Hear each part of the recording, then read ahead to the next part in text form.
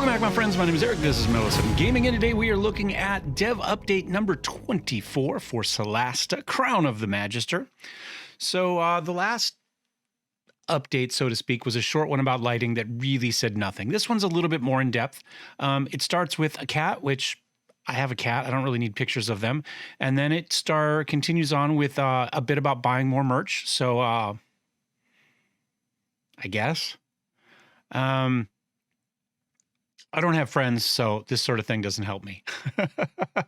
All right, so let's get into it. So this is essentially a look at suggestions that were brought up by the community and their responses to them. And in some cases, I think they're reading my mind. They might, in some cases, I think they actually watch our videos. They don't, but you know, we can dream, right? Anyway, do you plan on adding a quick start defeat to skip the tutorials? Yeah, something, but their answer is essentially yes. However, you may not see it in early access because they might change them in early access and they want to make sure that people are continually running through them to verify whatever changes, excuse me, they've made are good changes, right? So that's fine. They only take a couple minutes. They're not a big deal.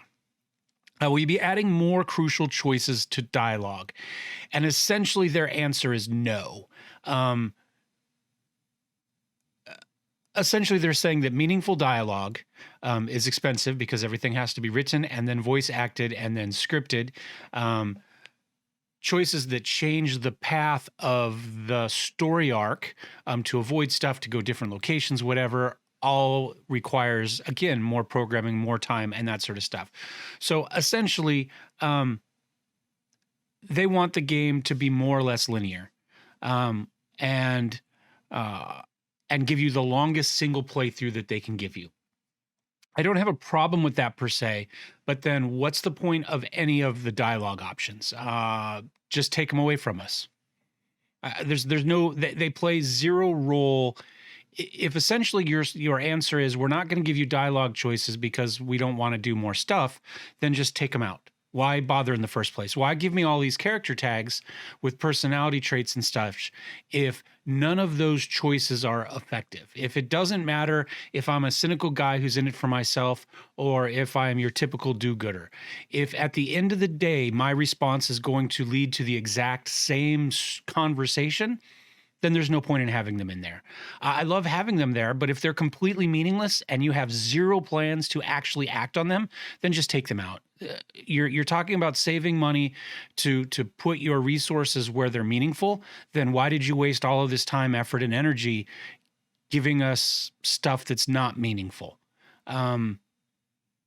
So I'm not quite sure that they've thought this through as well as maybe they should have. Now, again, I don't have a problem with a single playthrough being long because they don't expect people to play through more than once.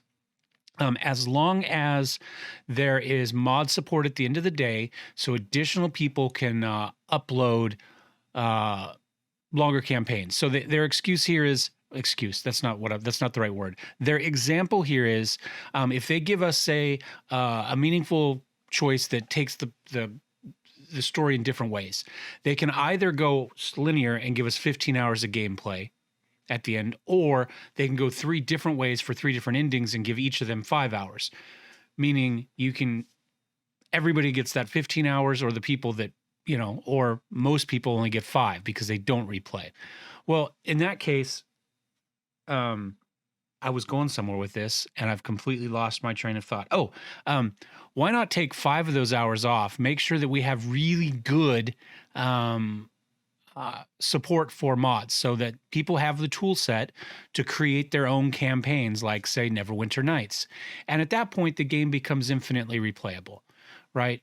Losing 5 hours here to make up so that everybody can run through and do lots of different adventures and stories and start at different levels, right? They allow you to make a character at a higher level. So I am assuming that there will be some option to have campaigns that let you start at a higher level. Because right now, if you make a level 2 character, you can't start the campaign with them. They have to be level 1. So if we're only going to have a single playthrough linear storyline, that's another feature that means absolutely nothing and they shouldn't have wasted their time on. Much like personality tags. Or a conversation that gives me any option whatsoever. Those are all wasted. So not a fan of kind of this answer. just in general. I mean, I guess I don't have a problem with the plan itself. But if this is the plan, then you've wasted a lot of time, energy, and resources that you say you already don't have to give us stuff that isn't meaningful. So either get rid of the unmeaningful things, strip things back so they're not in the way, or don't give me an answer that says we're not going to work on stuff because we only want meaningful stuff because we don't have the money to do anything else. Pick your path and go with it. There's nothing in the middle of the road except dead armadillos, right? Will you be adding feats that allow more interesting martial builds, such as feats that add bonus action? And there essentially says maybe. Some feats are easy to implement. Some require a lot more work. Understandable, but if you've decided to make a Dungeons and Dragons game based on an existing rule set, then you need to make an effort to actually create a Dungeons and Dragons game based on that rule set, and that includes feats. That's my answer. You made your bed, now lay in it, right? This is what you chose. If you don't have the time, energy, money to make that game, then you shouldn't have started. Don't get halfway through and say, well, we're only going to do half of it because it's expensive. Well, I mean, you knew what it was going into it. So that's, I'm not a fan of this answer either. Verticality creates a lot of issues for melee-focused characters as they often can't reach enemies and have to rely on their range skill. And they're saying essentially at in-game, as monsters have more hit points, they're more likely to get there, to get to your squishy guys, or your fighters are more likely to get to them. And as you go up, you'll have more movement options. Now they say, we're early wondrous items that can change move speed. Why don't you just give us feats that allow us to do that? Right? We're going to implement stuff here to make up for the fact that we're not implementing stuff here. They're essentially looking for an easy answer by just something that just gives you +5 move rather than something that requires a little bit more programming and detail than this does. I understand that. I don't honestly think it's too big of an issue at the moment. I don't have a problem with this. Your fighters should be able to use a bow, right? Equip it. You should always have a ranged weapon on your fighters. There's no reason why your fighters can't be effective with a ranged weapon. They shouldn't take any negatives with it. They get full martial weapons. Okay, maybe it's not their best weapon. That's fine. As they move up, take a couple shots till you get there. If it dies before you get there, great.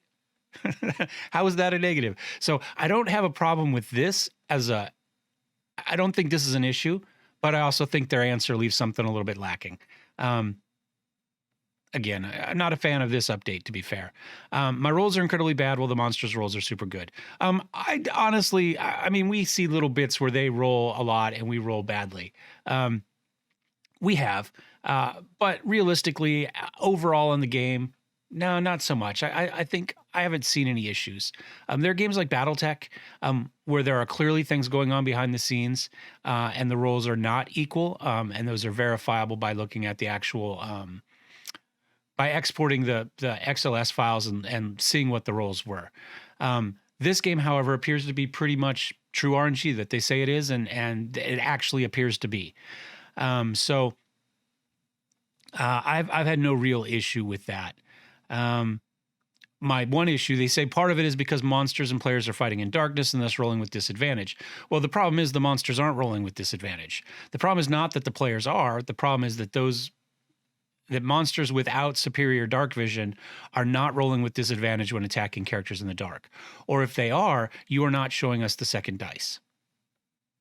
And maybe that's part of it, right? If you see that we're all on the same level playing field based on the type of vision we're supposed to have, essentially all mobs right now, all NPC mobs that are attacking you, I haven't verified this with the ones you control and we'll have to go back and look. When we get the 2 characters in the fort and we go through the caves, I haven't verified if they are taking disadvantage or not. I think they are. That plays into the next question down there, the difference between NPCs and PCs. However, we have verified that monsters are not taking disadvantage. Monsters with regular dark vision are not taking disadvantage attacking characters in the dark. We're not seeing that at all. Like I said, unless, in fact, it is, but they're only showing us 1 dice. But we're not seeing the 2 dice disadvantage. They take the lowest and go with it. We're not seeing that. So I don't have a problem with the rolls. I would just wish that we see for a fact that that the monsters and the PCs are on a level playing field. Because it doesn't matter if the rules are RNG if you have to take a disadvantage for something that they don't have to take disadvantage for, even though the rules say you should both. So I would say that's my only kind of real relatable bitch to this, but the dice rolls appear to be fine. Getting a game over when a critical NPC gets down. Can't they have death saves? Why can't I use my scroll revivify? I ran into that when I was running my old Ranger save, where people would die and it would just be game over. Now they say revivify is only paladin or cleric, and they have to have it in their inventory as far as game rules go. However, it doesn't have to be cast within the first 2 seconds in the game rules. So it doesn't matter who has it. At the end of the fight, I should be able to hand that scroll off to my cleric or paladin. They can cast it if they do it, or I could find some other way back. We have clerics and stuff back at the city that we have access to, that we can pay to get healed and such, right? Why can't I bring the body back and get him healed? Hey, Mr. Cleric here standing out in front of the temple. I need somebody brought back. I even have a scroll to use that I can't cast. Could you bring this person back? Right? I don't see why I can't toss the guy over our shoulder and continue on after the fight's over. So yes, that's my point. And the other issue is that NPCs, player controlled as well as monster controls, are different than PCs as such. So they don't get death saving throws and that sort of thing. And that's fine. I don't have a problem with that. I do have a problem with it's Dungeons and Dragons. There's no reason for somebody to remain dead if you don't want them to remain dead. Now, if I don't have the cash to bring them back, well, then maybe I have to go back out in the wilderness and do some random encounters until I get the cash to bring them back. The problem is right now in the game, there's nowhere to go do that. There's no general adventuring areas. I can't just go wander through an area and fight some stuff and get that.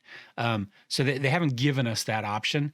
But I think that's really the answer to it. So, I don't have a problem with the way they've coded NPCs versus PCs.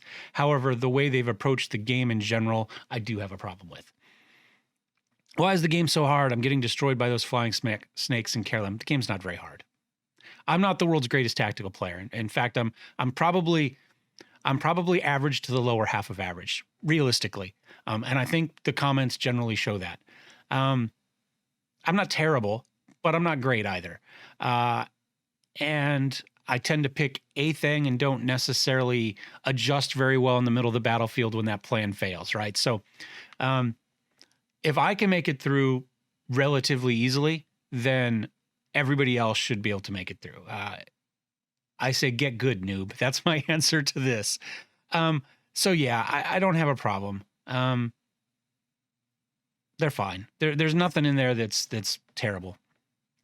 What's the deal with food? Trips are long. Vendor in Care Keflin only has 10. Now, to be fair, they updated more food into the game. And we have seen, I think, that there's more food available to buy. But we made it through the first time without understanding that, without doing much to go out of our way to be better at it, without looking at making sure we're hunting properly, that sort of stuff. So it's doable. The extra food that they've put in seems to be more than enough. We'll find out as we get into this final zone area within our playthrough. But I don't think food's an issue. There's only so many places to stop and rest anyway.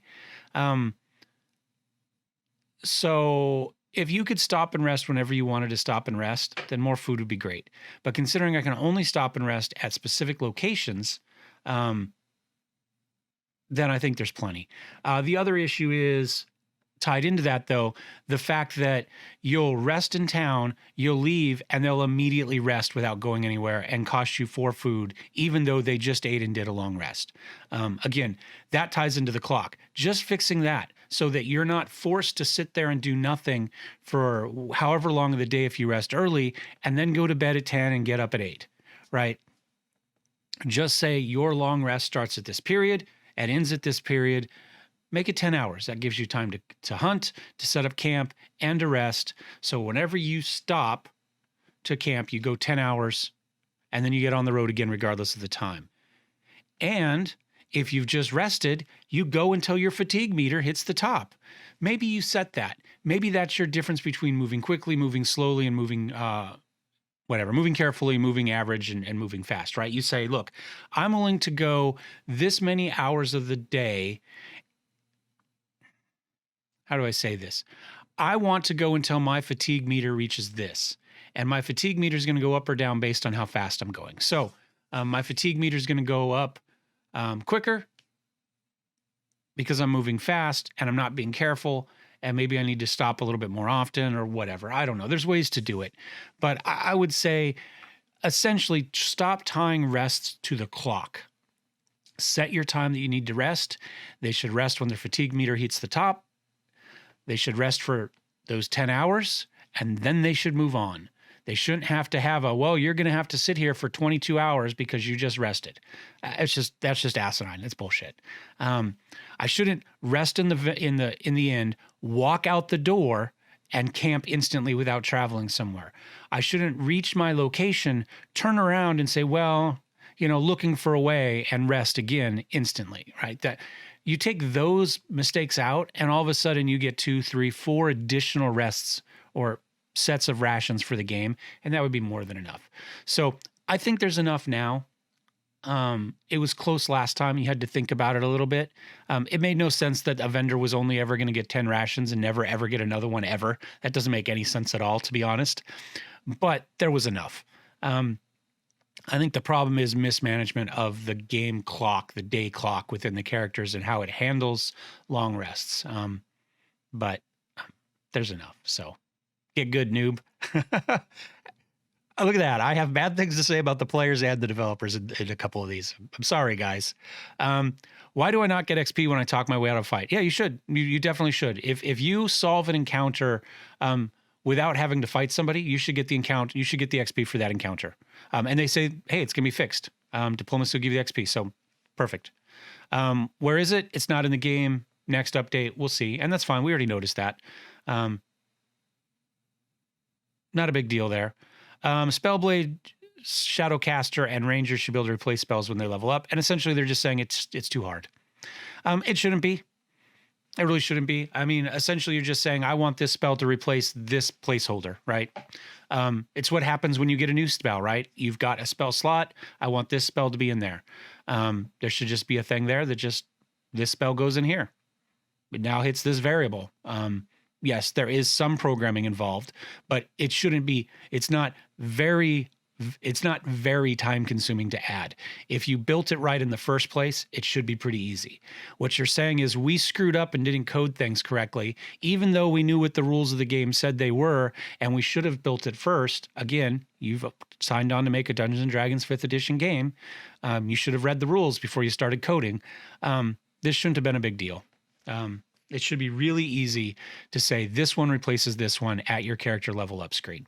That's what your character level up screen is doing anyway. It's setting the spells you have, right, at your long rest. So this is not an acceptable answer because it shouldn't be true if you coded it correctly. If you were doing, I don't want to say coded it correctly. If you're doing best practices, you should be fine. That shouldn't be an issue. There will be a free post-launch DLC class that also benefits from such a feature. So maybe we'll have it there. Okay, well, if you got to build it for the sorcerer, fine. But again, if you knew that's coming, then why didn't you build it? Why didn't you build it within a framework to make that easy for yourself in the first place, rather than having to back up later if you already had this in mind? Again, it's wasted resources. Don't tell me that you can't do things because of cost and programming time when you're actively doing things wrong to make more playing time or more to make it more expensive, right? Do it right the first time. Why can't we revisit locations we've cleared? We didn't have a problem revisiting Kerlem. We couldn't go into the fort, which doesn't make any sense because the fort gets attacked and invaded. The doors should have been broken down by the Sorax as we fled, right? That was the whole point. They're clawing over the walls. They're knocking down the doors. They're coming through, right? So the doors should be open. They say there's no entrance to the Kerlem caves, making them accessible once you left. No, there is. It's in the fort. There is an entrance to the Kerlem caves in the fort, and you should be able to get to it without any problems. Once that thing is done, it should just come back with the door broken down, right? You come back to it, the door's broken down. You can go right in the fort. You can go through the same secret room you went in through before. There's absolutely zero reason why you can't revisit all of Caerleon. None. I mean, there's no entrance. Yeah, there is. And there's however we came out of it, right? Once you come out of it, a map location should pop up on the map that says exit to the Caerleon Caves. Again, there's no real reason with this. A bug, infinite loading screen, great for the Tower of Magic. I hadn't actually thought of trying to return there. I didn't see a reason to. But I guess we left at least one chest there that we could go back to and get if we got a spell that would let us get over there. But the food situation in the game, such as it was, didn't really make wasting time traveling back and forth feasible anyway. So I hadn't really tried to do much of it. But you should. You very well should. I know they're making a linear game, but there's no reason why, if people want to waste their food going back, that they shouldn't be able to. Can we get an option to adjust how long the dice? Quality of life, again, that should take 2 seconds, right? Somewhere in there, you've built how long it stays on the screen. You have to go in and change one number. One number. This is not a big deal. Should be something they can do while they figure out what they're doing for the rest of the day, right? Can we get a battle log that shows the rolls of every dice, not the D20? Yeah, it should be in there. You're already rolling the dice, right? How hard is it to output that roll to your chat? You've already built the stuff to do it for these rolls. It's just a copy and paste, right? And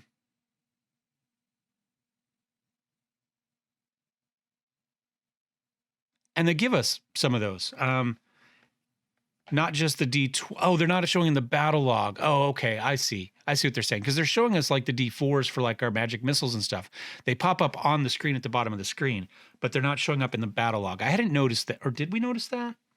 I don't remember if I went back to look at one of those earlier. No, we did. No, we saw the damage, but we didn't see the rolls. I would also like to see the damage rolls up there, not just because sometimes I'm not sure where the damage is going or why it's been affected the way it is. It would be nice to see the roll and say, okay, you rolled a 6 plus this, minus 4 because of this, right? Or they made their saves, so they took half. Something like that. So I would say, and then they pat themselves on the back for a little bit. Good for you. I would say this is a pretty uninspiring talk here. Things are hard. You can't ask us to do hard things, even though we said we were going to do it. What will we don't want to spend money. Look, we're selling everything, but you don't want us to spend that money on the game, do you? That would be difficult, right? That's what I got out of this. There is one other thing in here. Before I go too far, I said it seems like they're reading our minds sometimes. Can I find it again now? I read all this through the first time. Somewhere in here, it talks about the fact that the guy puts the crown on his head, and an experienced adventurer, or even an unexperienced one, would not put a magical crown on his head for no reason, especially when the rest of the party is, oh, I was pretty sure that was cursed. Well, that guy should have too, right? Maybe that was within the dialogue options. See, 3 different endings. Yeah. For instance, a lot of players were surprised the fact experienced adventurer just put an unidentified crown on their head without second thoughts. You can help us by bringing up particular cutscenes, dialogues. You feel like something just feels wrong. Again, how did that take us to say that? I'm sure would have less issue with the crown. Seems implied the crown was magically influencing. Yeah, exactly. And again, you've already stated that none of our dialogue choices are meaningful and are never going to be meaningful. So why even bother? Just script it in that way, right?